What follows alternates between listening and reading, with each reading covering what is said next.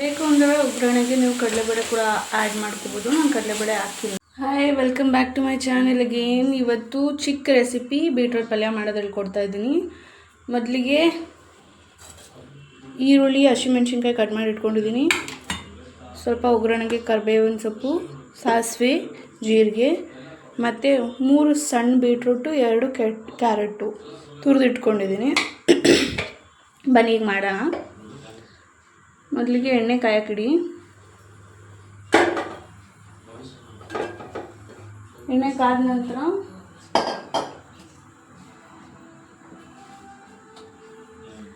ಸಾಸಿವೆ ಕಾಳು,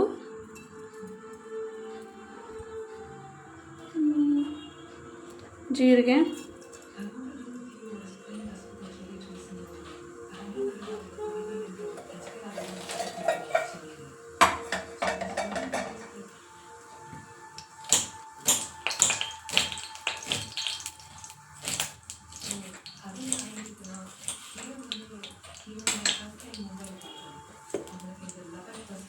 ಕರಿಬೇವು, ಒಗ್ಗರಣೆಗೆ ಹಸಿಮೆಣ್ಸಿನ್ಕಾಯಿ, ಈರುಳ್ಳಿ.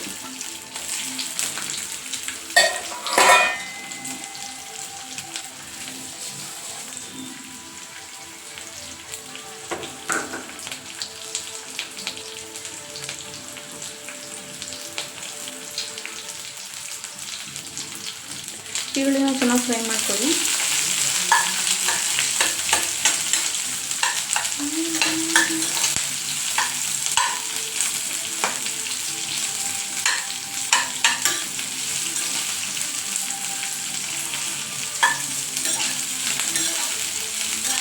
ಈರುಳ್ಳಿ ಜಾಸ್ತಿ ಹಾಕಿದ್ರೆ ಚೆನ್ನಾಗಿರುತ್ತೆ.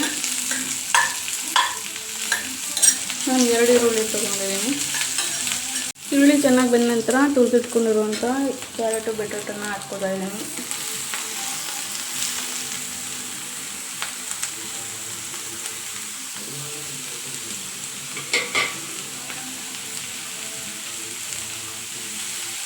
ಚೆನ್ನಾಗಿ ಹುರ್ಕೊಳ್ಳಿ, ಹಸಿ ವಾಸನೆ ಹೋಗೋ ತನಕ. ಮತ್ತು ಸೀದೋಗುತ್ತೆ, ಉರಿ ಕಡಿಮೆ ಇಟ್ಕೊಂಡು ಹುರ್ಕೊಳ್ಳಿ. ನೀರಿನಂಶ ಎಲ್ಲ ಒಟ್ಟೋಗಿದ್ರೆ ಸ್ವಲ್ಪ ನೀರು ಹಾಕ್ಕೊಂಡು ಈ ಥರ ಕಲರ್ ಚೇಂಜ್ ಆಗೋ ತನಕ ಹುರ್ಕೊಳ್ಳಿ. ಅದಾದ ನಂತರ 1 ಬೌಲಷ್ಟು ಕಾಯಿನ ತುರಿದಿಟ್ಕೊಂಡಿದ್ದೀನಿ, ತೆಂಗಿನಕಾಯಿ.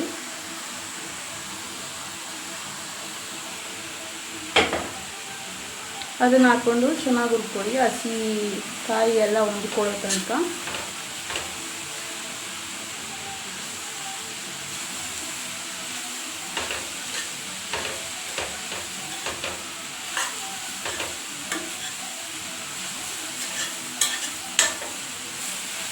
ಸೀದೋದ್ರೆ ವಾಸನೆ ಸ್ಮೆಲ್ ಬರುತ್ತಲ್ಲ, ಆ ಟೈಮಿಗೆ ನೋಡಿಕೊಂಡು ಸರಿಯಾಗಿ ತಿರುಗ್ಕೊಳ್ಳಿ. ಸೀದೋದ್ರೆ ಒಂಚೂರು ಚೆನ್ನಾಗಿರೋದಿಲ್ಲ ಪಲ್ಯ. ಜೊತೆಗೆ ಸ್ವಲ್ಪ ಗರಂ ಮಸಾಲ,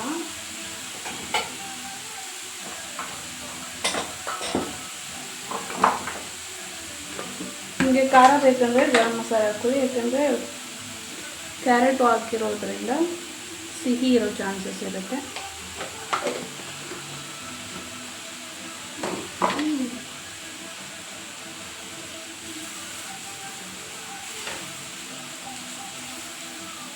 ಬೇಕು ಅಂದರೆ ಒಗ್ಗರಣೆಗೆ ನೀವು ಕಡಲೆಬೇಳೆ ಕೂಡ ಆ್ಯಡ್ ಮಾಡ್ಕೋಬೋದು. ನಾನು ಕಡಲೆಬೇಳೆ ಹಾಕಿಲ್ಲ. ಗರಂ ಮಸಾಲ ಹಾಕಿದ ನಂತರ ನೀರಿನ ಅಂಶ ಎಲ್ಲ ಹೋಗ್ತಾ ಇದೆ ನೋಡಿ. ಈ ಥರ ಚೆನ್ನಾಗಿ ಕಲರ್ ಚೇಂಜ್ ಆಗೋ ತನಕ ಬೀಟ್ರೂಟ್ನ ಹುರ್ಕೋಬೇಕು. ಅದಾದ ನಂತರ ರುಚಿಗೆ ತಕ್ಕಷ್ಟು ಉಪ್ಪು,